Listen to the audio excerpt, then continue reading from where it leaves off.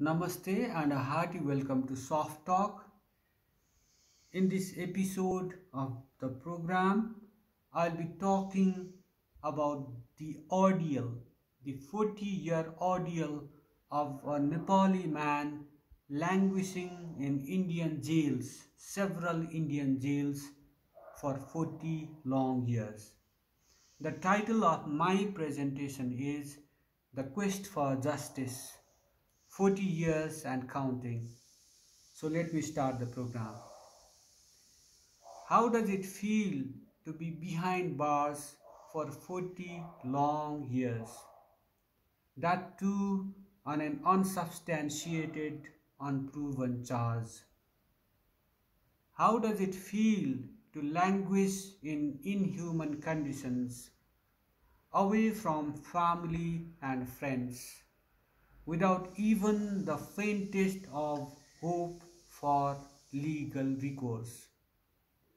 How does it feel to be from one inhuman shell to the other, to be with one set of notorious criminals after the other? And how hard is it to adjust in such a world?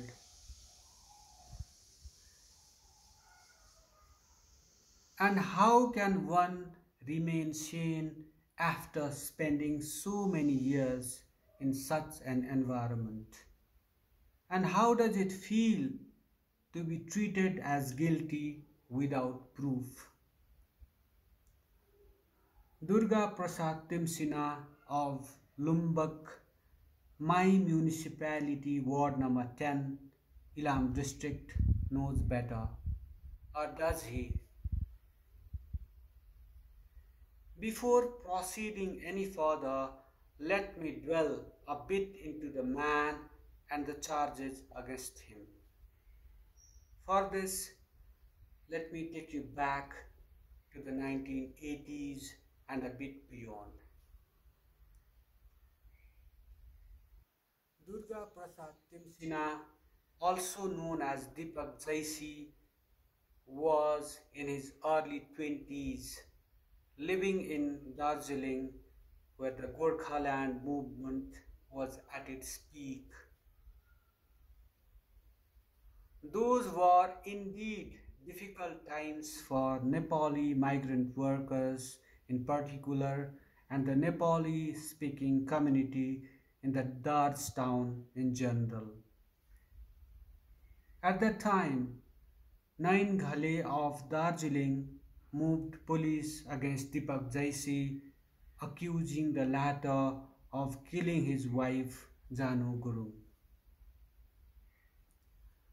Police wasted no time and arrested the accused. At the height of the movement, the case did not get as much public attention as it should have.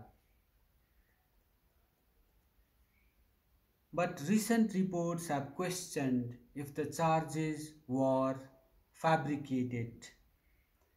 Even if Janu got murdered, even if Janu was murdered, there is no clinching proof of the accused's involvement in the dastardly crime. Durga's cousin brother Prakash Chandra Timsina says. Mysteriously indeed, Nine Ghale and his kin do not seem to have followed up on that murder case. That means the burden of proof lies solely on the accused, with the Indian justice system, with the Indian criminal justice system not bothering a bit to probe into the case, find the facts and deliver justice for 40 long years. Such is the judicial system, such is the justice delivery system of quote unquote the world's largest democracy, that it did not even bother to initiate legal proceedings in the case for 40 long years. For his part, Dipak Jaisi, the accused, is in no position to stand up for himself, to defend himself. In a report, the psychology department of the the Kolkata University, has described the mental state of the accused as that of a 9-year-old. His mental state, Dipak Jaisi's mental state, as per the psychology department of the Kolkata University, is like that of a 9-year-old. His IQ is like that of a 9-year-old. Dipak Jaisi can remember the names of his parents and his school.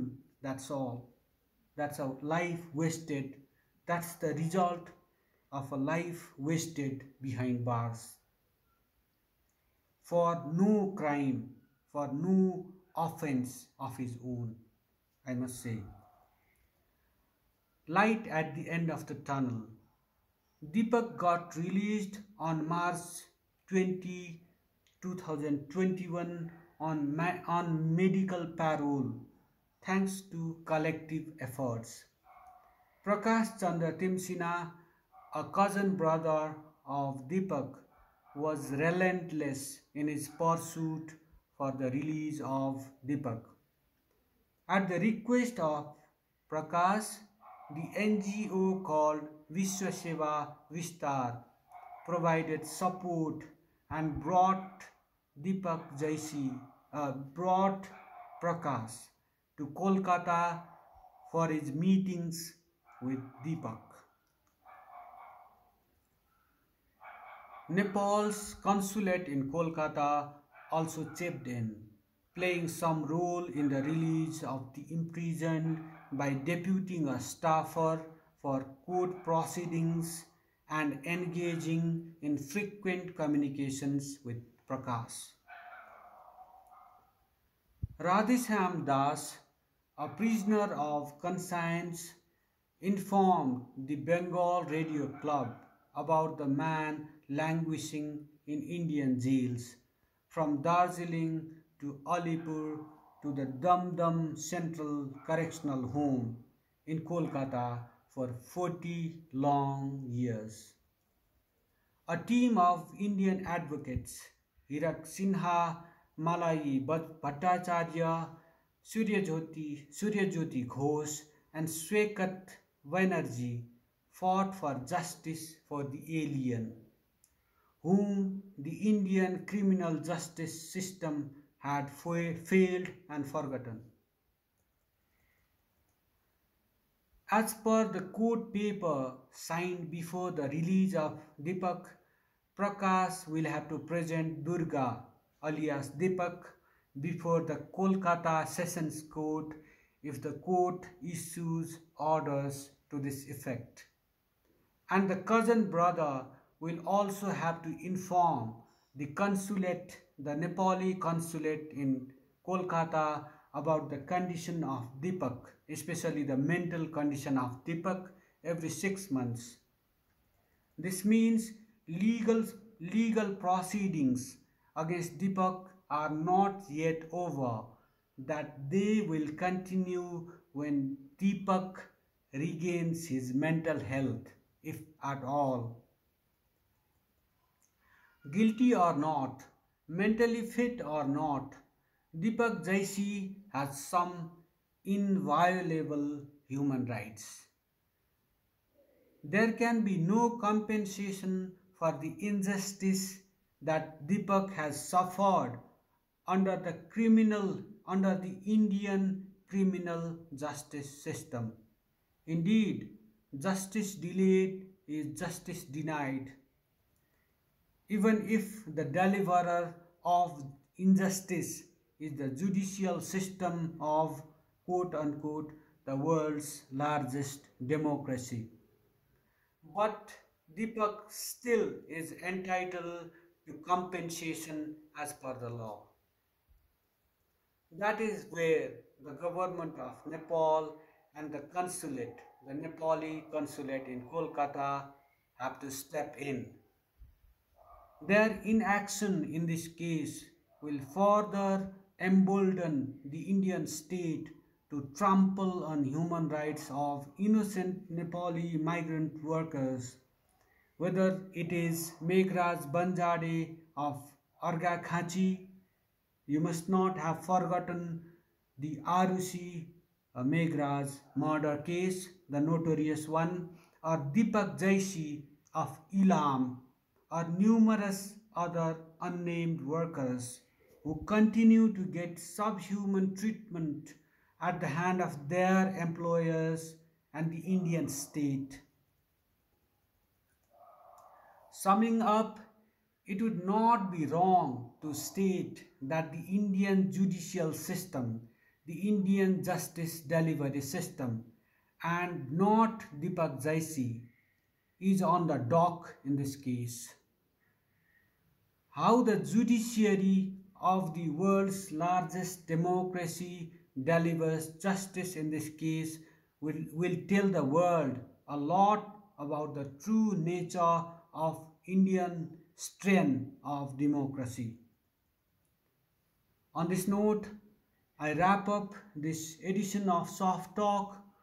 Please comment on my presentation, like and subscribe to my channel. I have attached some links in the description box to let you know more about this Dipak Jaisi case and the Arusi Hemraj murder case. Thank you for watching. Thank you for listening.